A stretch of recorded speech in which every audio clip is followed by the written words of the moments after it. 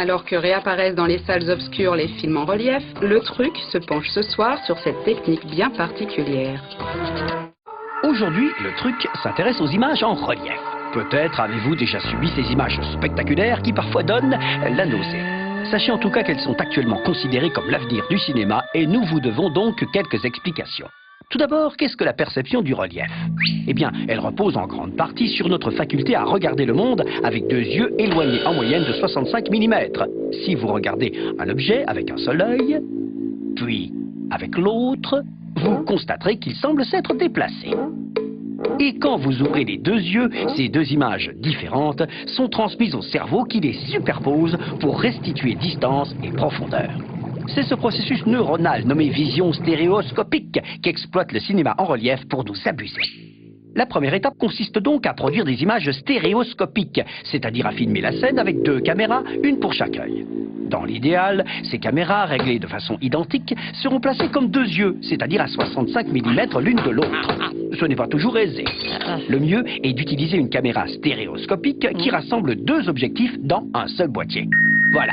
Nous disposons maintenant de deux rushs de notre scène, un pour chaque œil. Mais comment faire pour que les spectateurs ne voient que le rush gauche avec leurs yeux gauche et le droit avec leurs yeux droits? De nombreux procédés existent. Premier procédé, la transformation des images stéréoscopiques en anaglyphes. Rappelez-vous, nos images vidéo sont composées des couleurs complémentaires, rouge, verte et bleu, le fameux RVB. Eh bien, nous n'allons conserver à gauche que la composante rouge de l'image, et à droite, uniquement les composantes vertes et bleues. Puis, nous superposons les deux séquences et nous les observons à travers des lunettes, dont le vert gauche est un filtre rouge et le droit un filtre cyan. Le cyan étant la somme du vert et du bleu. Et voilà! L'œil gauche ne voit que la composante rouge de la scène, captée par la caméra gauche, et l'œil droit, en cyan, ce qui avait été capté par la caméra droite. Le cerveau n'a plus qu'à faire son boulot. Évidemment, d'autres couleurs complémentaires peuvent être choisies pour ce procédé, mais à l'ère de l'image numérique, le RVB tend à s'imposer.